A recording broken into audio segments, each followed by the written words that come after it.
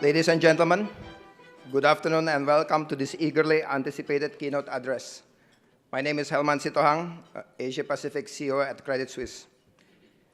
It's a great honor to introduce our speaker this afternoon, His Excellency Pridiyathorn Devakula, Deputy Prime Minister of Thailand. Kun Pridiyathorn has had a highly distinguished political and financial career. He has served as an official spokesman for the Prime Minister in 1990, and he helped the government establish the Export-Import Bank of Thailand and was appointed its first president in 1993 until 2001. He then became the governor of the Bank of Thailand, a position he held until 2006, when he was invited to be the Deputy Prime Minister and Minister of Finance until February 2007. As Deputy Prime Minister, now for the second time, Kun Pridiyathorn is highly respected for his independence and his reputation for forthright handling of economic policy. In his speech today, Kun Pridiyathorn will lay out Thailand's plan for ensuring economic growth, political stability, and a sound investment environment. How will the government reinvigorate the economy and take Thailand to the next stage of its development through initiatives to revamp the country's infrastructure and make Thailand more competitive? These are important questions for the future of Thailand's economy and the performance of its market. We should hear some very interesting answers. Ladies and gentlemen, please join me in welcoming the Deputy Prime Minister of Thailand, Kun Pridiyathorn Devakula, to the AIC.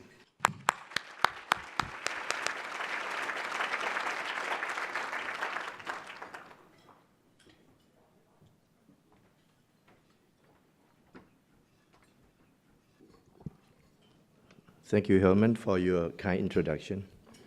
Ladies and gentlemen, first of all, I would like to express my sincere appreciation to Credit Suisse for allowing me an opportunity to address this big gathering of financial investments.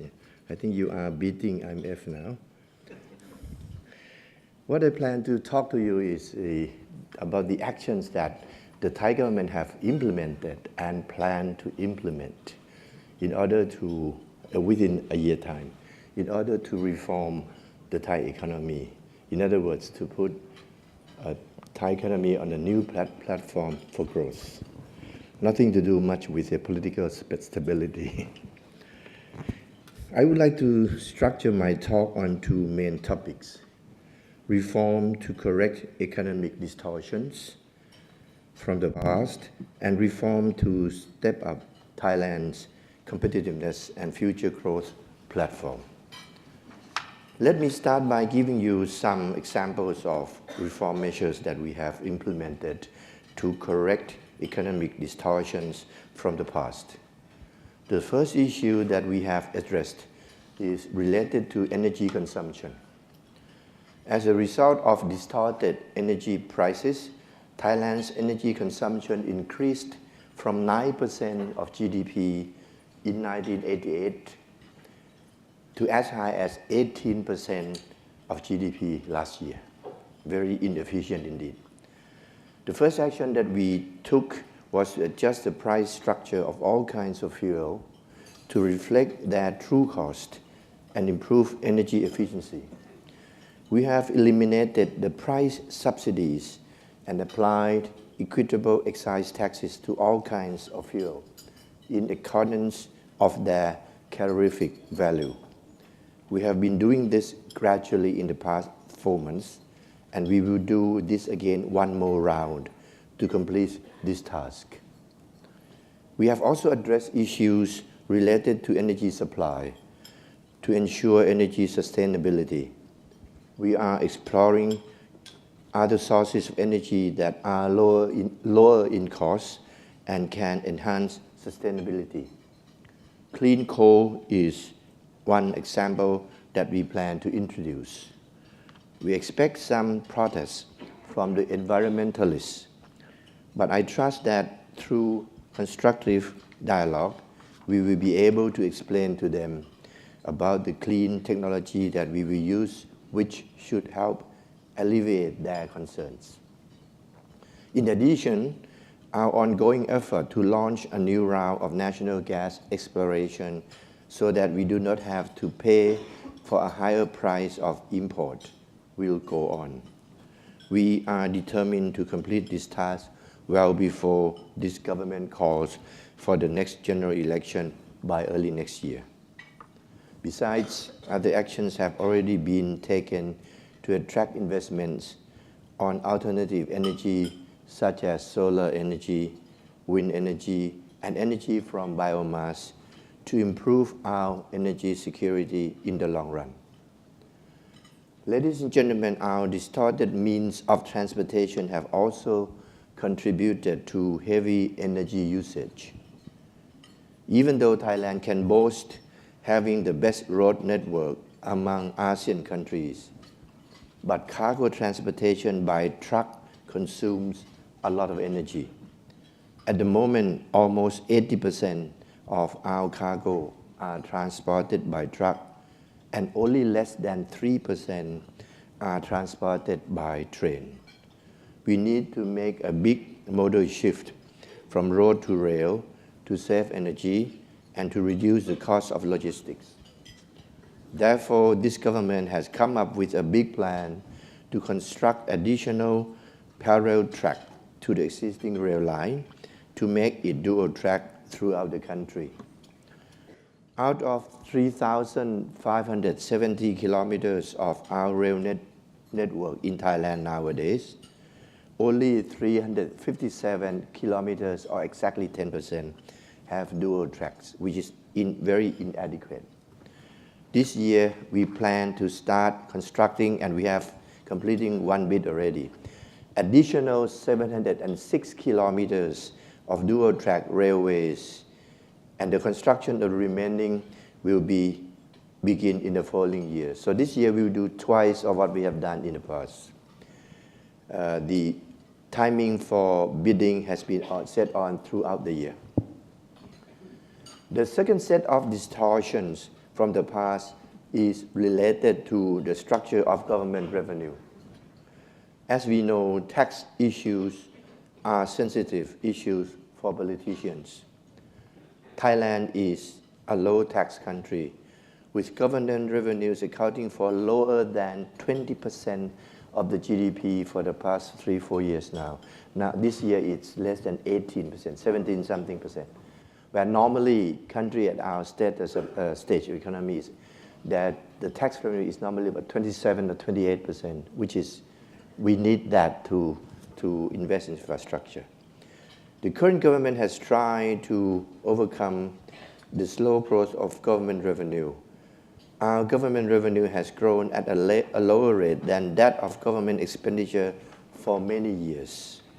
And this has naturally resulted in the reduction of room for government investment. In the current year, the room for government investment is down to only 17.5% of the total budget, which limits the capacity of the government to invest in the infrastructure needed for the economic development of the country. In the past, we used to invest up to 30% of our budget. So far, our tax revenues come mainly from trade and income taxes, while wealth taxes have been neglected. People have been complaining for years about how the gap between the rich and the poor has become wider and how we should urgently address this problem of income inequality. It is time we put money where our mouth is. Hence, under this government, various forms of wealth taxes, such as inheritance tax and property tax, will be introduced. The inheritance tax bill is now being considered in the National Legislative Assembly, while the land and building tax bill is in the drafting process at the moment. We are also working hard to close certain loopholes on excise taxes and some other taxes in order to make them fair to each and every taxpayer in the country. Ladies and gentlemen, let me now turn to the second kind of economic reform that will shift Thailand to its next gear towards a much more solid and sustainable growth. What I said so far is to correct the distortion, but now to a real reform. Thailand, as you know, has successfully industrialized during the past 53 years. We started from labor-intensive industries, producing simple downstream products such as electrical appliances, textile, garment, etc. Later on, with the finding of natural gas, we moved into more capital-intensive industries, starting from upstream petrochemical industry to midstream and a variety of downstream products. We have also gradually upgraded our technology on existing plants and the premium service industry. However, with a higher cost and shortage of labor, some of our industries have become less competitive, especially against the competitors from the emerging economies in ASEAN who have followed the same pattern of industrialization as ours. Therefore, the only way we can maintain a solid and sustainable economic growth, I believe, is to make a necessary shift to move up the value chain in order to better compete in the world markets.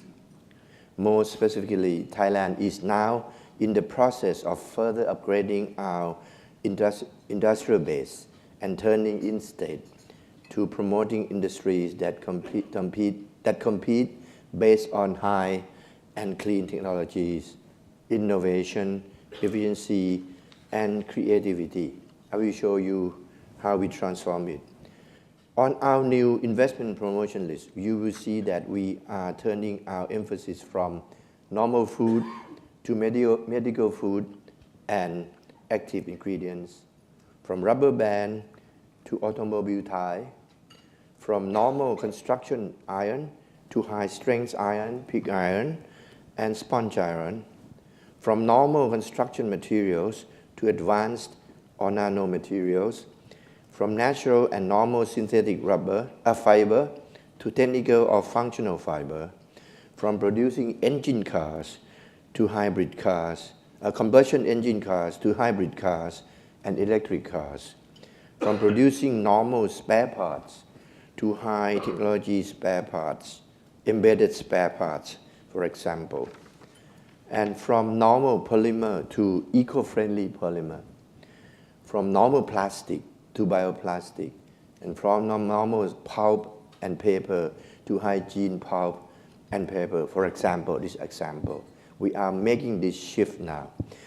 We are also gradually moving away from producing simple consumer products such as shoes, bags, sports equipment, eyeglasses, toys, furniture, to promoting more high-value and sophisticated industries such as parts of airplane repairing services, fuel cell, medical equipment, science apparatus, energy conservation industries, solar cell, and raw materials for solar cell.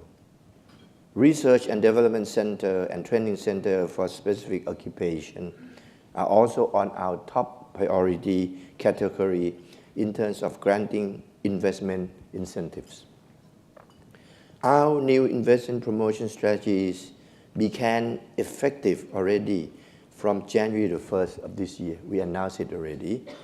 We are moving up the level of technology so that we will become more competitive in the world markets 2-3 years from now. New lines of advanced industries would attract more private investment and add to the higher growth of exports once again. As for the existing industries which we have been known as the champion of, such as the automobile and petrochemical industries, we will continue to put more efforts into maintaining the champion status by introducing even more advanced lines of product. After recently completing promotional privilege to 10 companies for eco-car phase 2 with a total additional production capacity of 1.4 million cars a year, which is mainly for export, we have now moved away from promoting simple eco cars to hybrid cars and electric cars in our new promotion list to prepare for the future. As for petrochemical, we are also a champion in ASEAN. We have moved up from normal grade to specialty grade.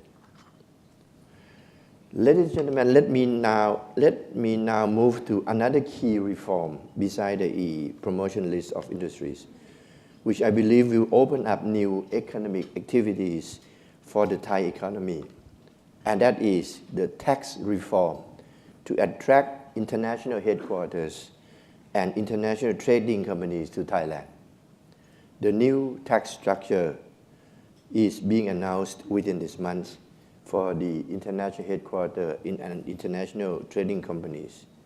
From now on, we will not collect income tax from dividend and capital gain from investing in overseas subsidiaries if you base in Thailand.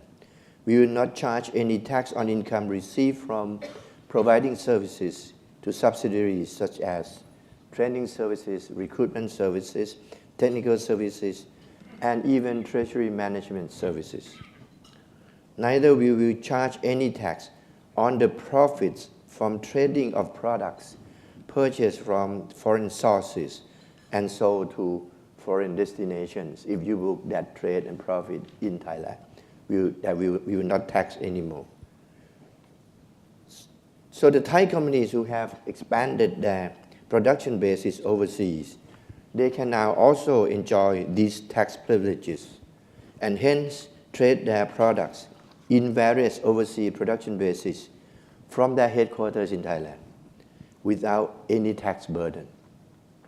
Foreign companies that have production units in Thailand as well as in our neighboring countries can now set up a regional headquarters in Thailand and enjoy the same tax benefit as international headquarters status.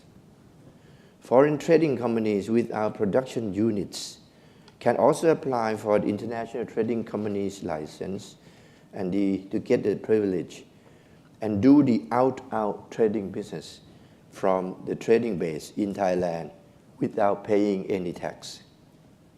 And to make it even more attractive, the personal income tax on expatriate staff of international headquarters and trading companies is now reduced to 15%, 1/5, which is half of the normal rate. Thailand is located in a very strategic location, surrounded by neighbors with high growth potential. We believe that these international headquarters and international trading companies package will help Thailand into a regional and global trading, will help turn Thailand into a regional and global trading hub in a very near future. We also hope that this new measure will contribute to the even higher growth in our service sector and intra-ASEAN trade, as well as trade between ASEAN and other countries outside the region. The Thai companies are having subsidiaries in Vietnam and Cambodia, and they sell their product from those subsidiaries a lot to Africa. In the future, this kind of trade, we don't have to pay tax anymore. So they have no need to open international headquarters in Singapore. Sorry to say that. The third set, which they are doing now, the third set of economic reform that will step up Thailand's competitiveness markedly is our initiatives on the so-called digital economy, an area where Thailand still lags behind many industrialized nations in this region. We lag behind Korea, Japan for sure. We lag behind Singapore, Malaysia, and many other countries. The National Committee on Preparation of Digital Economy have started functioning last week. To begin with, we are working with the private sector to develop the hard infrastructure, such as a national broadband network, which is starting now, a spectrum to provide 4G wireless broadband services, the establishment of a national government data center, which never exists in Thailand, and increasing the number of international internet gateway facilities, for example. At the same time, soft infrastructure, mainly necessary laws and regulations related to cybersecurity, e-commerce, and paperless public services are currently being drafted in order to enhance the private sector's confidence in terms of online trading and preventing any potential legal disputes. By the end of next year, we want to provide internet access to each and every single village across Thailand.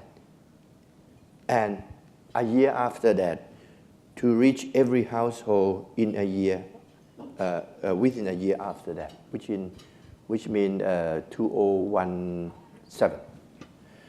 And this is feasible. We have talked to the private sector. We planned together. They have come and planned with me for the past 6 months.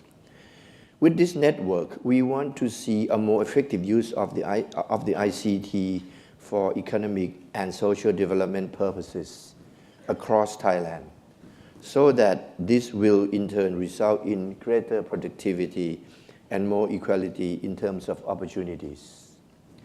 Venture capital will be made available to support our young Thai talents to promote their productions of digital contents.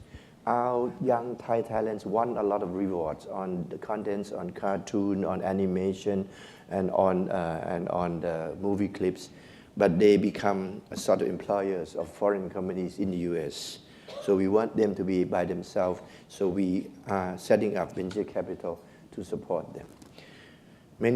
This is the idea I copied from Singapore, sorry to say that again. Many platforms will also be provided to develop software talents, including embedded softwares, which we need badly for the next generation of automobile spare parts. Many new things have been planned by our top ICT experts and will be turned into a national action plan starting from now.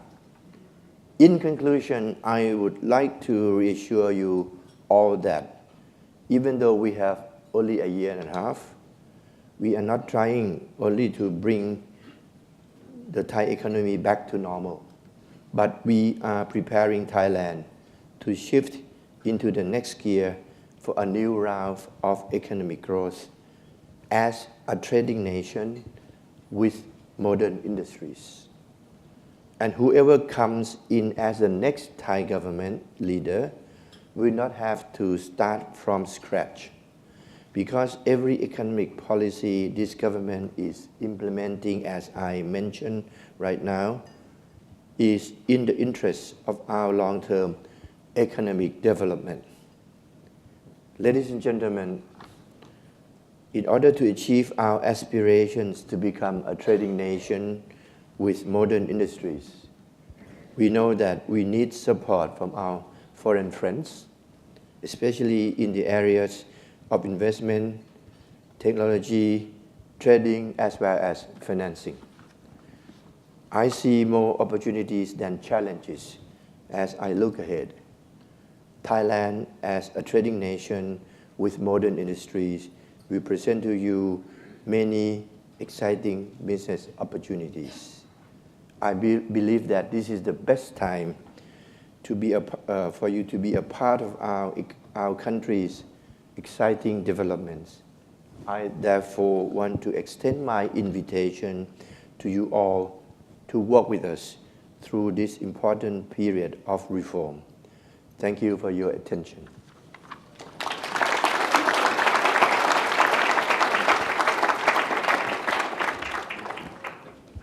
Yes. Good afternoon. I'm Lito Camacho, Vice Chairman for Asia Pacific. It's my privilege to be moderating the session after the remarks of our special guest, the Deputy Prime Minister of Thailand.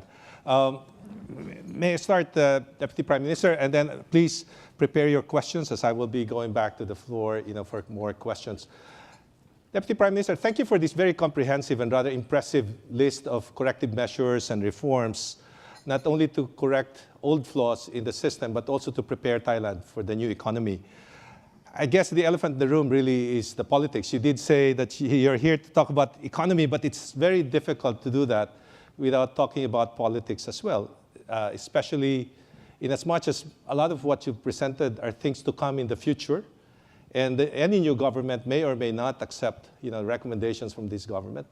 So perhaps one of the fundamental questions really is, what can we expect with regards to the political structure in Thailand? There is a constitutional reform committee that's trying to develop a new constitution. You mentioned about possibility of a general election by early next year. March. Could you just elaborate on what are the political steps that this room full of investors can anticipate in the next 12 months? When the military announced the schedule for reform, it's a fixed schedule that by April 17, the Constitution Drafting Committee have to come to finish it and send to all people concerned to comment, criticize, and they take it back, and they have to finish it by June. Once come June, if they finish it, it has to be voted by the Reform Council. I hope they don't vote it down, okay? If they vote it down, we have to start all over again. If the Reform Council don't vote it down, it's quite likely there may be a referendum for, let's say, 2 months. And they complete it by September. Then we need 3 months for the issuing the organic law, like election law. And after that, we can set up a poll date, another 90 days. So you can see election coming like February or March next year. I don't see anyone who can deviate from this because it's a fixed schedule. It's the only hurdle is that if the Reform Council vote it down, which is quite unlikely anyway. Yeah. Assuming that you do have an election by March next year, yes. What's your level of confidence that any new government will not represent the old government that was unseated and would in fact represent a government that would support and adapt many of the economic policies that you've laid out for us this afternoon? Okay, any government come in, I know both sides, okay? I know both sides, I know the opposition, any government who come in, they will support this. There needs the digital economy to be proposed a long time ago, but they didn't do it, okay? The BOI promotion list, once announced, and the private sector love it. The foreign direct investment love it. Any party coming in will not deny foreign direct investment. So I pick the things that they will do it anyway, and we have communication. They say do it. They support it. They need it. They need us to go ahead so that when they come in, the economy will fly again instead of waiting and push it again. So we are preparing this for anyone to come in and do it. Whether the chance that the old government, the new government coming up, I think to me it's the same. I don't depend much on the Constitution. I depend on the real fact which have happened. The last protest for 6 months is a historical event, because that protest, people came out because of the big national scale corruptions out in open, so that people couldn't stand anymore. And once they came out, I'm glad that finally it's over in a way that they win it. Once they came out and they were persistent and they won it, they know that I'm convinced that if any government come in and will corrupt in a big way like that again, people will have confidence to come out and protest again. And this is a fact that is known by every political parties now. So from now on, any political coming in as a government will behave better on this. I'm not sure they will not corrupt at all, but they'll be more lenient, not in a big way, and it will affect the fiscal strength of the country much less. That's what I believe. Yes. Thank you very much. Incidentally, I just want to remind everyone here, the Deputy Prime Minister speaks from authority in terms of reading the politics in the country, because he has in fact worked for both sides. He was a minister in the in the previous red government, Yes. has been minister in the yellow government, and now under this current government. So I do take value in what you've just said. Let me just move on to another issue of concern. And I've seen many research papers on Thailand very recently. And again, a very comprehensive list of reforms. But people are beginning to get worried about the competitiveness of Thailand. I mean, Thailand's been very successful historically in agriculture, in auto, and many other industries that you've mentioned. But people talk about a few factors. First, the old government raised the minimum wage to 300 baht Yes. per day. And labor costs has become very expensive in Thailand. Secondly, and I recall an article at the Asian Wall Street Journal maybe just a week ago, when people start talking about the aging population of Thailand and the supply of labor. In fact, it was compared to Malaysia, Indonesia, and the Philippines as being a much older society, and issues about the availability of cheap labor.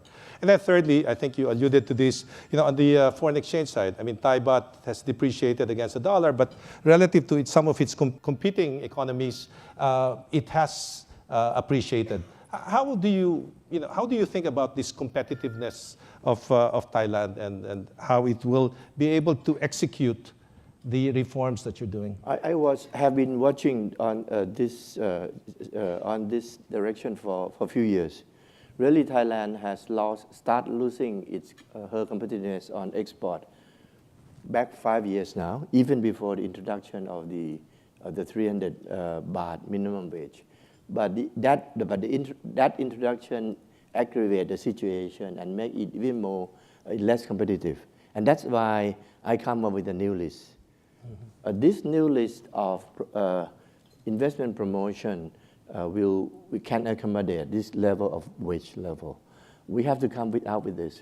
Without doing this, few years from now, our export will be erased from the map of the world anyway. This is the very compelling reason that why I rushed to do it, and successfully we did it. We did successfully within 3 months' time, complete the risk. If we don't do this should have been done years ago. But if we don't do it now, we'll be even worse. Thailand export growth has been less than 5% in the past 4 years, not just this year. In the past 4 or 5 years, so it's been like that for years. Now we better move it fast. It's easier said than done, though. I mean, does Thailand have the proper labor force with the right skills to adapt to the new economy that you've laid out? I think we have it, because the kind of things that I mentioned there, we have company that start producing it already. What we are in shortage is unskilled labor that we depend on the Myanmar, the Cambodian, and now the Vietnamese are coming too.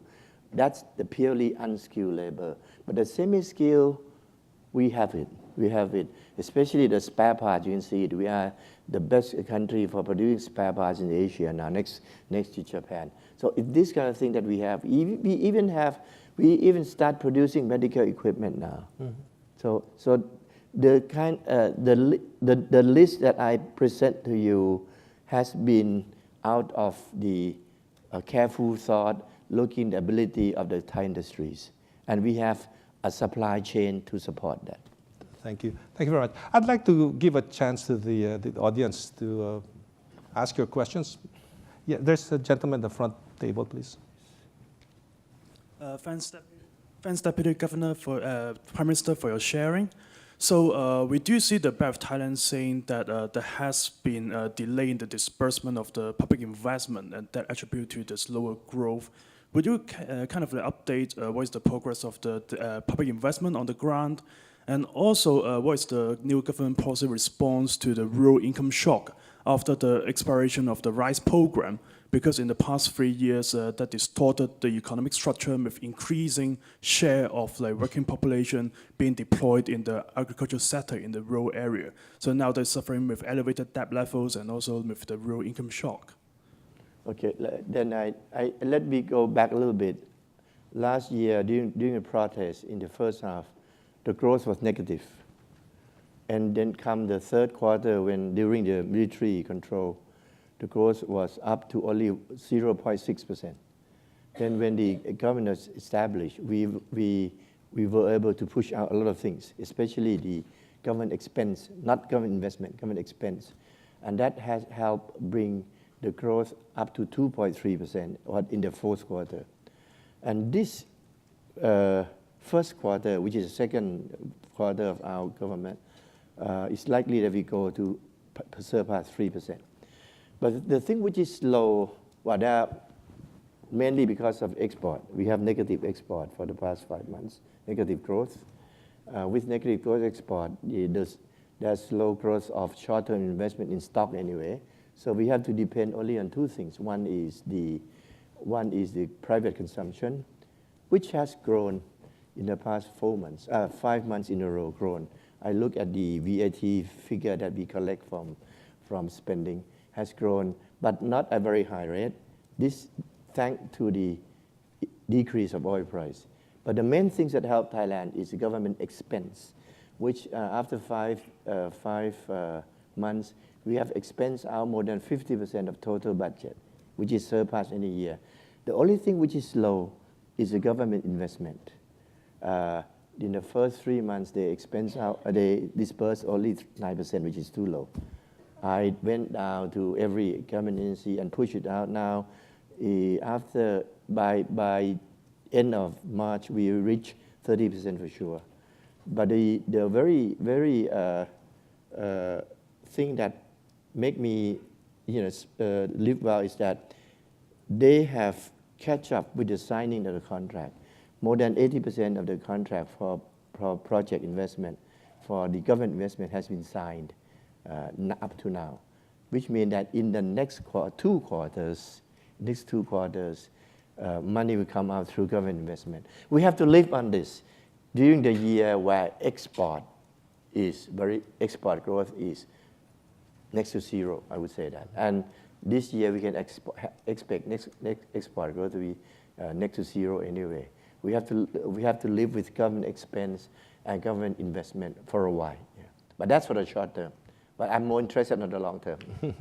Thank you. Deputy Prime Minister, there was actually a second part of the question. I just want to make sure that it's properly addressed. Yes. This is on the rice issue, because one of the causes of, one of the reasons why the previous government fell was the rice subsidy program. But we also know that today, rice prices in Thailand or worldwide continues to be very low.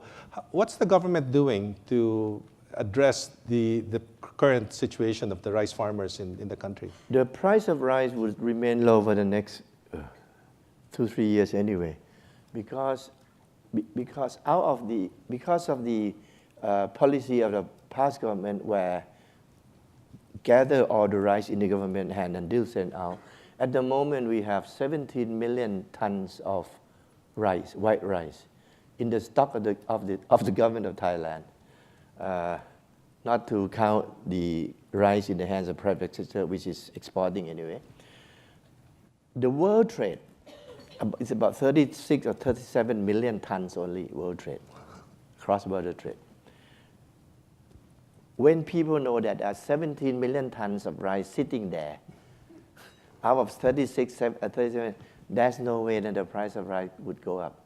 So the price of rice would be like this for 2-3 years. In Thailand, it's about 7,000 baht, 7,500 baht for paddies, which is a bit above cost.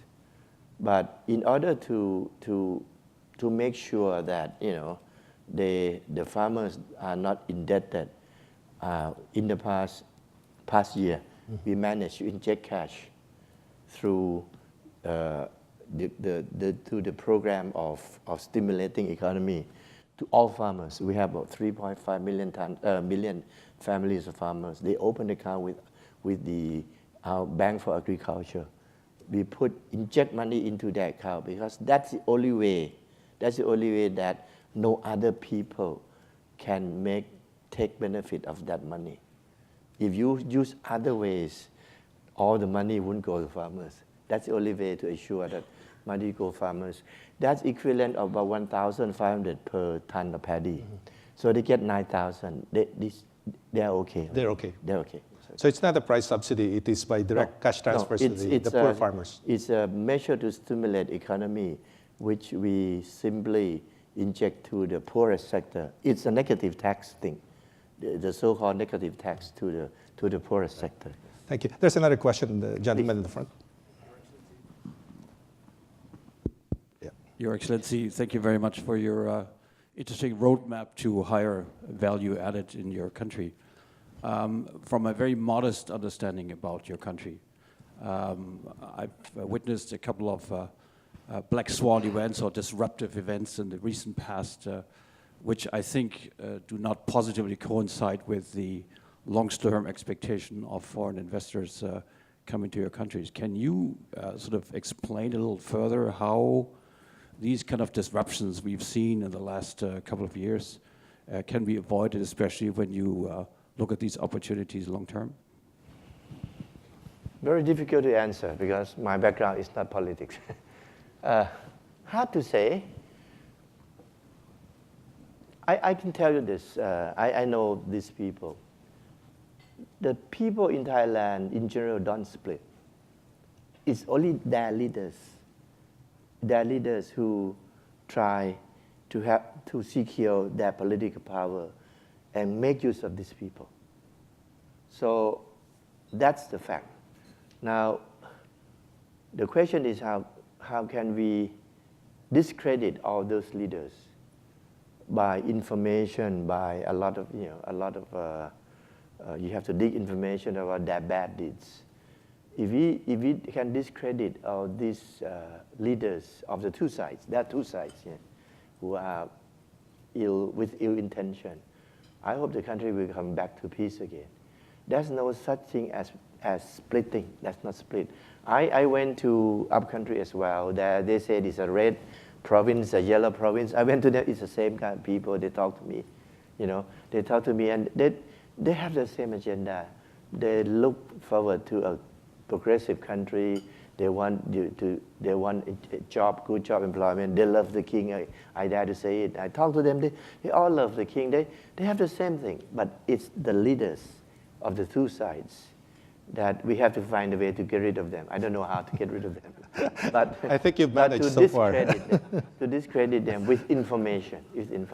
That's the only way. But I'm not in that part of the action. Next question. Okay, I see no hands being raised, and we only have about 3.5 minutes for this luncheon session. Let me, if you would not mind, let me ask the last question, which I hope will be profitable for everybody in this room. Mr. Deputy Prime Minister, you've laid out, the corrective measures and the reforms. If you were advising this room full of moneyed investors, which sectors in Thailand should we be watching out for that would have the greatest upside? One thing is telecom, because they benefit a lot from my digital economy policy. My digital economy will benefit the telecom sector a lot. There will be potential investor on a lot of things on my data center, because all this data center, broadband, everything, I will make it a private investment. So telecom stand a good chance. Then other sector, I think mass transit is coming up, because formerly the Thai government will invest alone. Now I have come to the policy that we have the Thai government investment in the rail, and the operator must be private, who invest in the cars and the system, which is only 1/3 of the investment. They make profit for sure. I do it because by that way we have the system up faster than that the government invests in all things. So that may be the two things, and then all this new list of investment promotion. That would be a good thing. Watch the Japanese as well. Which industry they come in first. Well, you mentioned, maybe not in this session, but in another session where we were together, about your trip to Japan. Maybe you could just share a little bit. After we come up with this announcement, we made a roadshow to Japan. We made a roadshow to Tokyo, Nagoya, and Osaka, the 3 main cities are investors. And we met them, and they love it. For example, like parts for airplane. Japan has one of the best technology, and they love it. They see they can relocate their SME to Thailand, which we welcome anyway. Spare parts for sure, embedded spare parts, this kind of things is coming. Medical equipment, they are very good in medical equipment as well. So we are looking towards their participation in our program. Yes. Good. Well, thank you very much, Sir Deputy Prime Minister. Ladies and gentlemen, please join me in thanking our Deputy Prime Minister. I hope you...